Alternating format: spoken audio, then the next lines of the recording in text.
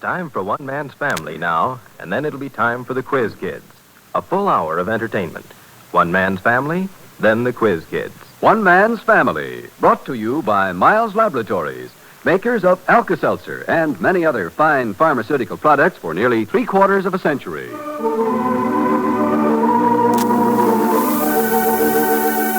One Man's Family is dedicated to the mothers and fathers of the younger generation and to their bewildering offspring. Today we present Chapter 10, Book 74, entitled That Creighton Man Again.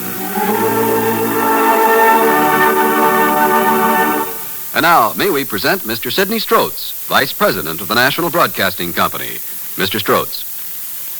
This amazing radio institution, One Man's Family, which began its existence way back in the Dark Ages, almost before the memory of man, is still today one of the National Broadcasting Company's prized possessions.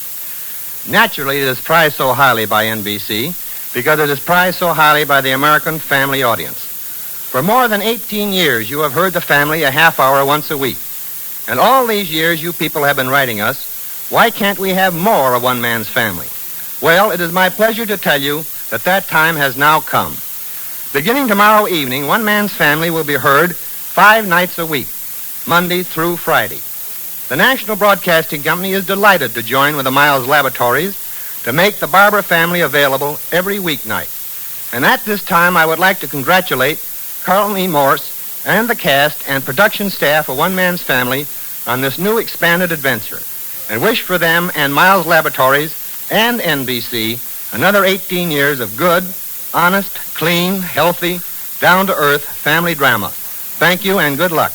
Thank you, Mr. Stroats. And now, may we read a telegram from our sponsor, Miles Laboratories. To the author, cast, and production staff on One Man's Family. Miles Laboratories take the keenest delight in bringing One Man's Family to the American public 5 days a week because it is our sincere belief that the ideas of family relationships and home life, as promulgated through the characters of the Barber family, carry great weight in keeping this nation family-minded. We believe One Man's Family helps parents to understand children and children to understand parents. And we believe that so long as the American family remains the cornerstone of the United States, this nation will survive against all odds. May One Man's Family long remain a national institution. Our sincerest wishes for extended success. Miles Laboratories, Elkhart, Indiana. And now, in conclusion, Paul Barber has a word from Carlton E. Morse. Dear cast and dear public, I have a short message for each of you. First to the cast. As we enter into our 19th year of broadcasting, we also enter into a new field of broadcasting. 5 shows a week, Monday through Friday. This does not mean our audience is automatically going to love us 5 times as much. Believe me not. That is, unless the characters are 5 times as lovable and the story 5 times as interesting. Therefore, I see it as a new opportunity to set our minds and hearts and intentions on the prodigious project of charming and exciting the interest of 5 people, where before we held 1. I've loved you for your cooperation in the past, and I know that together we will accomplish this new feat. To the American public, which has been so generous and so loyal in the past, may I hope sincerely that this new One Man's Family story will be 5 times as satisfying as it has been before. Thank you most deeply, writer-producer Carlton E. Morse.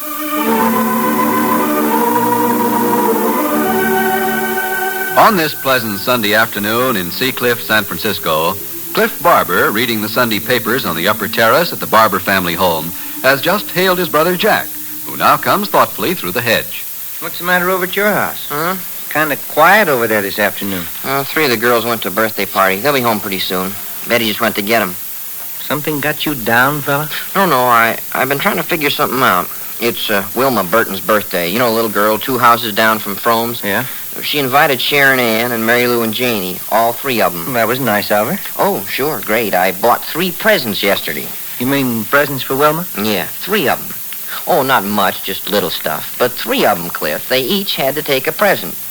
What I was trying to figure out, it won't be long until the triplets start going to birthday parties, too. That's 6 little girls all going to birthday parties. What about it? Well, look, Cliff, how many intimate personal friends would you say the average kid has? Oh, I begin to see it. Yeah, gets to be astronomical. Here I am with 6 daughters. Now suppose they each go to, well, say a birthday party a month. That's 6 birthday parties every month, or 72 a year. How many? 72. 6 times 12, isn't that right? 6 times. Oh, yeah. Huh? Okay, then they each have to have a party. So add 6 more. That's 78. Wow. You know how women say, I haven't a thing to wear? Yeah, I guess they do. Well, I'm going to have 6 of them saying it. 7 counting Betty. 7 women with nothing to wear and all those parties every year. I was trying to figure out what it might come to, but I broke my pencil. Hey, wait a minute. You're wrong in your figures. Where? You show me where. Well, the triplets all have the same birthday, don't they? Yeah, but... Well, that's only 75 parties. Uh-huh. But each triplet gets a present, don't forget.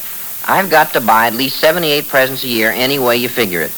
And if they get more and more popular and invited to more places, well, golly, say they each turn out to have 10 intimate friends. That's 60 intimate friends, all with birthdays, plus their own birthdays. That's 66 birthdays a year. In 2 years, it's 132. 3 years, 198, and so on. Jack, we're home. Betty's calling. Oh, hi, Betty. I'm over here. I'm on a terrace with Cliff. Stay right there. I'll come over. Well, look, fella, maybe you're borrowing trouble. They may not get all those invitations. I've been around long enough to know just one thing for sure. You never underestimate stuff. It's always more than you expected. Hi, Cliff. Hi. Oh, Jack, it was a beautiful party. That's good, Betty. It was just superbly handled. The little hostess was simply beside herself. They had the magic lady, you know. Who? The magic lady. Who's she? She's the prettiest thing you ever saw, dressed like a fairy princess. She used to be an actress.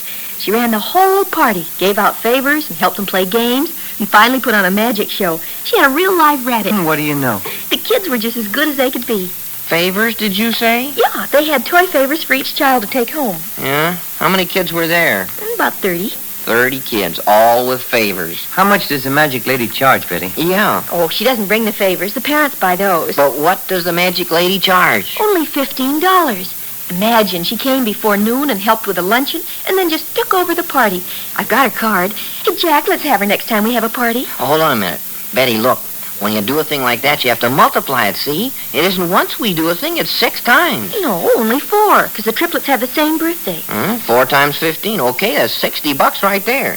You add that to 132 birthday parties, and you say there were 30 kids there, each getting a favor? 6 times 30, that's 180 favors in addition to 132 birthday presents. Jack, what in the world are you talking about? I've been looking ahead, Betty, and I can't swing it.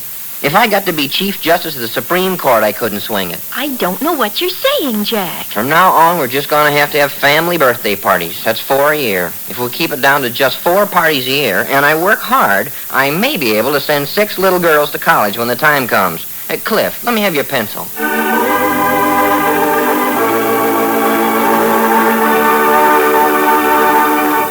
Friends, have you tried Bactine? No doubt you've heard about this remarkable new product because it has been hailed as a truly important discovery. Bactine, spelled B-A-C-T-I-N-E, is the new family antiseptic recently developed by Miles Laboratories, makers of Tabson. Bactine is an antiseptic, bactericide, fungicide, and cleanser deodorant all in one. Bactine is a clear, colorless, non-staining liquid, so powerful that it actually explodes germs, yet so soothingly gentle that it is ideal for use with children.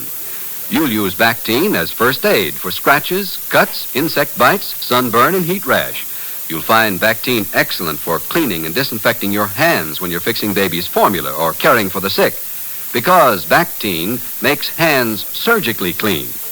You'll use it as a cleanser deodorant for household and sick room, because Bactine eliminates odors and destroys germs that often cause them. Now, we want you to become acquainted with Bactine and its many, many uses. So we're making you this trial offer. A regular full 30-cent sized bottle of Bactine for just 10 cents. Here's all you do. Send 10 cents with your name and address to Miles Laboratories, Department 1, Elkhart, Indiana. Remember, send 10 cents to Miles Laboratories, Department 1, Elkhart, Indiana. Get your trial bottle of Bactine right away. We believe you'll be as amazed and delighted with Bactine as we are.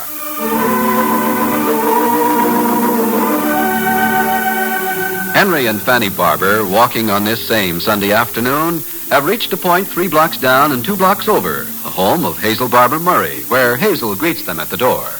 Well, how nice. Come in, both of you. Hazel, I was telling your mother, people have forgotten all about the pleasures of a walk on Sunday afternoon. I read somewhere the average woman walks 25 miles a day just keeping house. Oh, come in and sit down. We'll visit a while. Where are Daniel and the children? They're at the beach. They'll be back any time now. Sit down. Tired? Oh, no, just a nice walk over here. I was telling your mother, Hazel, nature, if we don't watch out, will presently evolve human beings who live and die in a sitting position. Oh, Father. Well, examine the day of the average person. Driving back of a wheel, sitting in a streetcar, sitting at the movies, sitting at a radio. We'll forget how to use our legs. No woman forgets how to use her legs. You have color in your cheeks, though, Mother. Did you good to be outdoors? Yes. What's this?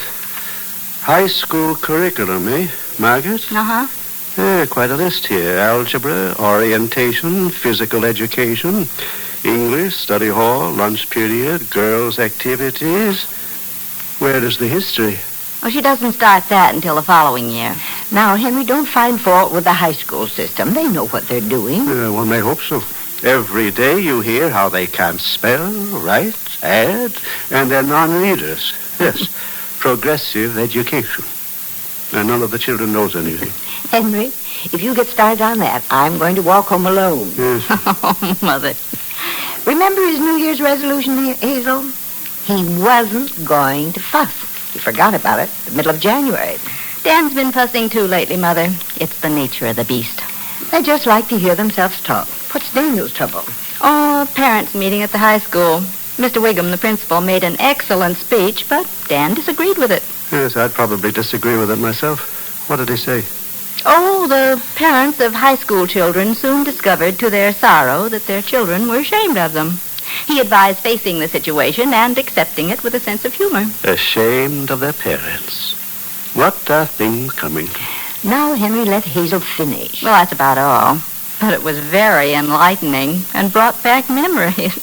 You know, Hank and Pinky never did urge us too strongly to go to things at high school. Margaret wanted us to go to this meeting, but according to Mr. Wiggum, she'll get over that, too. He said it's a phenomenon of adolescence. Two worlds, the home and school. And if a high school youngster can have his way, never the twain shall meet. I never heard of such a thing. Mr. Wiggum said, however, it might be wise to sneak in once in a while and talk to the child's counselor. Well, that's complete nonsense. It's got so he doesn't approve of anything, Hazel. Not one blessed thing. Fanny, I merely make an occasional observation on the period in which we are living. Father, can't you take a joke? I'll soon be afraid to open my mouth. I doubt it, my dear. Yes. I would like to comment on that bland assumption that children are ashamed of their parents. I'd like to say something about that. Yes. Well, then I'd be walking home alone. Oh, I don't think it's that bad, do you, Mother? Henry, what were you going to say? Go ahead, Father. I merely wish to take exception to the newfangled psychology which decides that children are ashamed of their parents. I don't believe it. My children were never ashamed of your mother and me, never, to my absolute knowledge. Why? Because we never did anything to shame them. That was the whole purpose of the way we have lived. Well, no, I'm afraid you're wrong, Father. Huh? Of course he's wrong. What's this? It isn't shame exactly, Father. Embarrassment, rather. I'm not so old that I can't remember some of it myself. Certainly. What do you say? Well, at the high school age, you're so desperately trying to prove that you're completely grown up. You want to disassociate yourself from your parents. And when they do turn up in your own new world, they look strangely quaint and antiquated. I think Mr. Wiggum's right. I can remember when you and Mother turned up for a high school play I was in. Mother insisted on wearing a hat I didn't like, and you carried your cane, Father. I was afraid people would think you were lame. You fought like a tiger against that hat. I remember, Hazel. And I'm going to go through the same thing next year with Margaret. She'll be ashamed of me. And she won't approve of Daniel's suits. Not at all. Oh, you've just forgotten how it really was, Father. I think we'll walk on over to Claudia's now, if I may. Let's walk along over there and see what's doing at Claudia's and Nicholas's place. Pretty soon, Henry. Now, don't be so restless. We haven't had a chance to visit with Hazel. This is such a lazy kind of day, isn't it, Nicky? Quite. We should have gone up to the Sky Ranch. I know, but I hated to make an issue of it with Joan. She wasn't keen about going, and I didn't want to go away and leave her. Of course, I didn't mean that. I meant it would have been nice had we gone. Yes, Mr. Lacey. I amuse you? Oh, Nicky, you do sometimes when you get so precise. Huh? Is that what I am? Well, whatever you are, I approve of you. Thank you, my dear Claudia. Oh, thank you.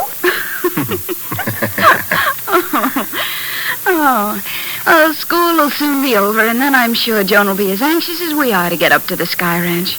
Right now she's worrying about examinations and graduation and all the rest of it.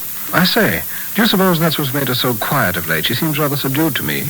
Joan's subject to moods, as if you didn't know. Oh, I didn't mean to imply that she's been anything but sweet. We worry when she's subdued, and we worry when she goes off on a tangent.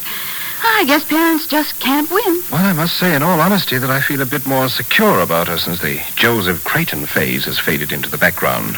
Yes. I haven't heard her even mention the chap lately. No. I was quite right in the matter, if you'll forgive a bit of smugness on my part. Very well. I'll forgive you. I said from the beginning that if we bided our time, this infatuation with Creighton would pass and be forgotten. Yes, Nicky, I know you did. And apparently you were right. Apparently? Do you have a reservation about it? No, not exactly. But something. What? Well, it's difficult to tell about Joan sometimes. She bottles up her feelings. And when she does, it's hard to know what's going on inside her. But as you say, it seems to be all right, and I don't think we should borrow trouble. Why do we stay in the house when it's so lovely outside? Shall we go out on the terrace? Why don't we? Joan's sitting out there. Oh? She's reading. Do you think she'll welcome the intrusion? Well, we can promise to be very quiet. We live here too, Nicky. Yes, but I believe in treading lightly. When the pond is placid, let's not throw rocks in it. Well, maybe not a rock, but a pebble or two won't matter. Come on, let's go. Madam, lead, and I shall follow you wherever you... Oh, we've been foiled by a visitor. It's probably Mom and Dad. When I phoned home a while ago, Paul said they'd gone for a walk. Come on in. The door's not locked, Dad. Aren't you being awful... Oh. I thought you said come in. Why, I did. Good. I say, aren't you... Yeah, that's right. Joe Creighton, remember me? Of course. How are you, Mr. Creighton? Yes, quite. I seem to have given you a little start. Well, I was expecting my mother and father. And it turned out to be me. Would be a shock. Yes. I mean, won't you sit down? Yeah. Hey, it's quite a jaunt over here from California Street. Jean around? I beg pardon? Jean. She home this afternoon? You mean our daughter, Joan? Oh, yeah, Joan. Where did I get Jean from? I used to know a Jean in New Orleans. I think she worked in a cannery. Joan is sitting out on the terrace. Was there something you wished to see her about? Yeah, I owe her a quarter. You what? When she came to my studio, I borrowed a quarter from her to put in the gas thing to make some coffee. Well, you didn't have to come all the way out here for that, Mr. Creighton. Well, I didn't. Besides, I haven't got a quarter. I just wanted to let her know I hadn't forgotten I owed it to her.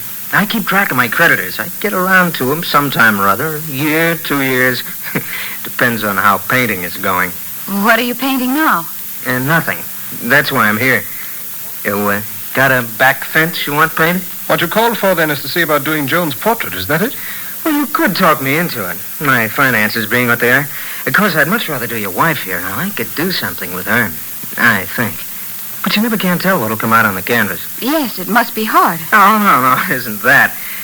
Portraits bore me. But what's a fella to do? Paint animals? Do you have any pets? Not here. Yeah.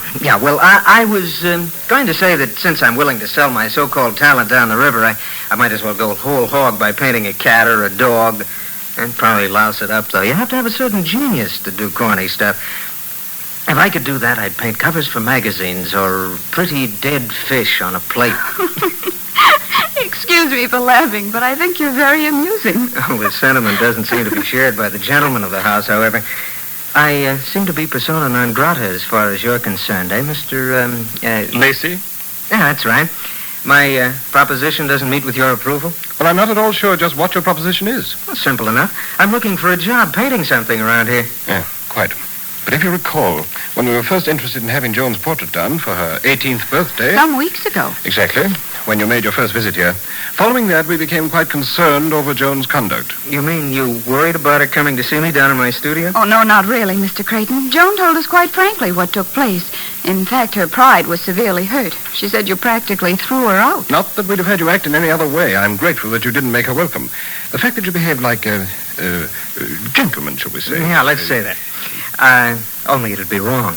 I'm not one of your old school tie boys. I threw her out because I didn't want to get in a jam. In any case, we don't want to revive anything that might cause Joan any further unhappiness. We were congratulating ourselves just before you came in on the fact that she got onto an even keel again. Well, as far as I'm concerned, you can forget the whole thing. Sorry I took up your time. Tell Joan I'll send her the quarter sometime. Oh, please don't go. I'm sure she'd be most unhappy if she knew you had called and we didn't tell her you were here.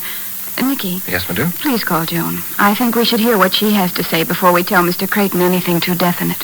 Very well, Claudia. But there are certain matters I want to make quite clear before we make any commitment. Yes, Nicky, but do ask her to come in. Very well. Mr. Lacey is Joan's stepfather, but he's extremely fond of her. Mm-hmm. Yeah, Joan told me about him. Oh? When I was her age, I hated my family. They were always in my hair. Yes. How long have you been in San Francisco? And too long. No, I like the town all right, but, well, I begin to get claustrophobia if I stay in one place over a long stretch. I kicked a hole in everything I've painted the last couple of months. Stank. Need to get away. Thinking of going to... Oh, hello there, Jane. Joan. Hello. Come and sit down, Joan, dear. She was almost asleep sitting out there in the sun. I was getting pretty warm. Yes, your cheeks are red. I've explained about the quarter I owe you. I haven't forgotten it, but I can't pay it today. I'd just as soon forget about it. Yes. Now, about your proposition. I suppose you want to know how much I charge for a portrait. Yes, I would. Well, as much as I think I can get. Of course, I realize I've weakened my position by coming here and asking for the job. The fact that I'm broke and you know it isn't going to help matters any. I'm a rotten businessman. Oh, we wouldn't let that influence us, Mr. Creighton. If we decide to go through with it this time, we would expect to pay your regular fee. May I make certain things clear at the outset before we go any further? Yes, Nicky? Shoot. If we engage you, I'll insist that you work here in our home. I wouldn't care to have Joan going to a studio to pose. Anything goes. All I'm interested in is a job. You name it. Cats, dogs, a vase of roses on a repulsive shawl. Look here. If you're not interested, we'll drop the whole thing. Oh, who said I wasn't interested? You're the one who came to us, you know. I don't look upon this as a lark. We'd want a conscientious effort on your part. May I say something? Of course, Joan. We didn't mean to exclude you from the conversation. Oh, by no means. This is to be your portrait, and I think we should hear your ideas. I don't want it done. Will you forget it, please? Oh, of course, Joan. We thought that... I know. I appreciate your wanting to do it. That part's fine. Well, Joan, that's all there is to it. If you don't want it done, that settles it so far as I'm concerned. Okay, let's leave it that way. If you'll excuse me, I want to go up and put some cream on my face. It feels hot. Of course, dear. Are you all right? Oh, I'm fine. I'm just fine. I'm sorry to beat you out of a job, Mr. Creighton, but that's the way I feel about it. Okay. Actually, I think you did me a favor, Jean. Joan. My name is Joan. You might at least remember that. Oh, please, darling. I think you're the most impossible man that ever lived, Joseph Creighton. Honey, I've had a lot of girls tell me that. And I'm not a girl. I can't tell you how much I hate you. Oh, just a minute, Joan. Please stay there, Claudia. I want to be alone. Oh, really? This is most embarrassing. I think you'd better go, sir. I believe there's nothing further for us to discuss. I really stirred up something, didn't I? I'm awfully sorry, but you can see now that what we said about Joan is true. She is high-strung. My dear, it's apparent that further explanations are unnecessary. Did you have a hat, Mr. Creighton? No. Don't crowd me. I'm leaving. Will you be able to get downtown all right? Now, don't worry about me. I'll get back the way I came. The old summer. Well, I do feel we ought to. Couldn't we... You're trying to find a way to slip me some money? Well, we certainly don't want you to go hungry, Mr. Creighton. Now, don't worry. I won't starve as long as Alice holds a job in the restaurant. And tell Joan I'll mail that quarter to her sometime. Huh? Quite unnecessary. Let me see you to the door. Goodbye, Mr. Creighton. So long. I'm sorry it turned out this way. Oh, it's been fun. In an odd sort of way. Goodbye, Mr. Creighton. Yeah. Be seeing you. Well, rather not, wouldn't you say? Huh? Oh, yeah. Just an expression. I didn't mean that as a promise. Or, I guess you'd call it a threat. So long. Goodbye. Well, what a day this turned out to be. Oh, there's one thing. We won't have to worry about Joseph Creighton anymore, and that's a great load off my mind. Yes, that's the way it looks, at least. Looks? My dear, it's over. His ghost is laid. Didn't you hear what Joan said? She hates the man. I wonder. What's that? Nicky, don't you know enough about women to realize they often say the very opposite of what they feel?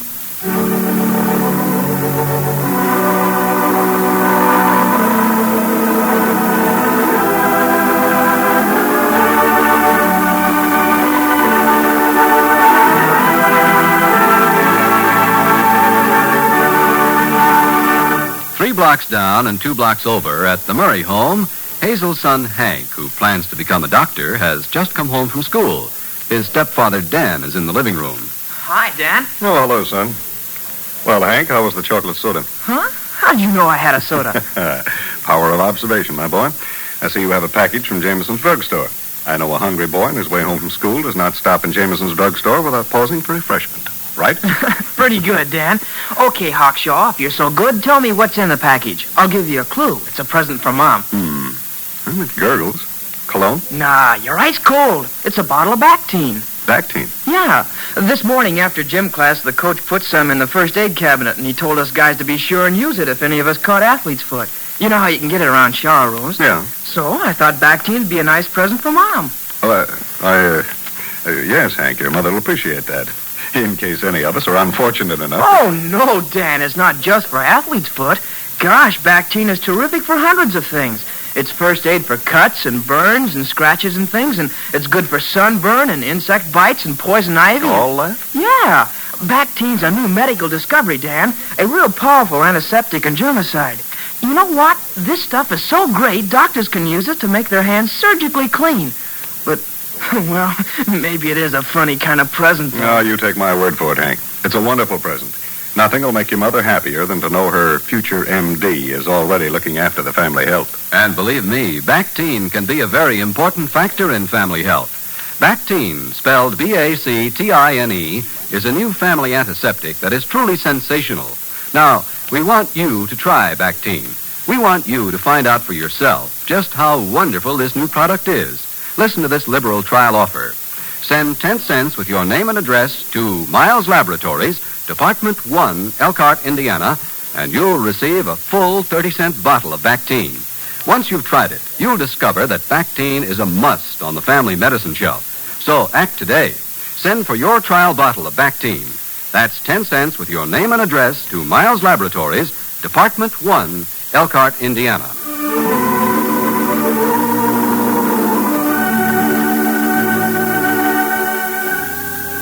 You've just heard Chapter 10, Book 74 of One Man's Family, written and produced under the direction of Carlton E. Morse for Miles Laboratories, makers of Alka-Seltzer and many other fine pharmaceutical products for nearly 3/4 of a century.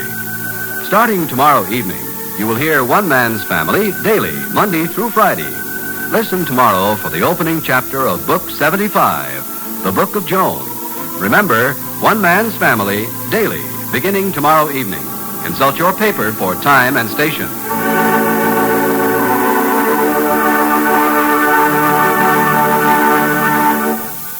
Are you catching cold? Take Tabsin, quick. Feel better, quick. T-A-B-C-I-N, Tabsin, the new improved antihistaminic tablet for cold and hay fever symptoms. Tabsin relieves sniffles and sneezes. Tabsin helps relieve the aches and pains of a cold. Tabsin acts to reduce the fever of a cold. Yes, for more complete relief from your cold symptoms, take Tabsin, quick. Feel better, quick. T-A-B-C-I-N, Tabsin, the bright red tablets in the bright red package at all drugstores.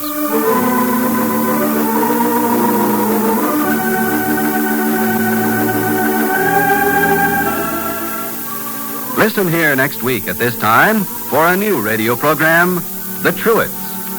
And now the family invites you to stay tuned for the Quiz Kids, who follow immediately over most of these stations.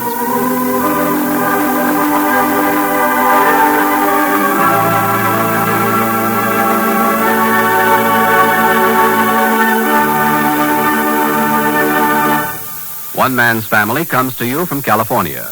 Stay tuned for Mystery Today, The Big Guy and the Falcon on NBC.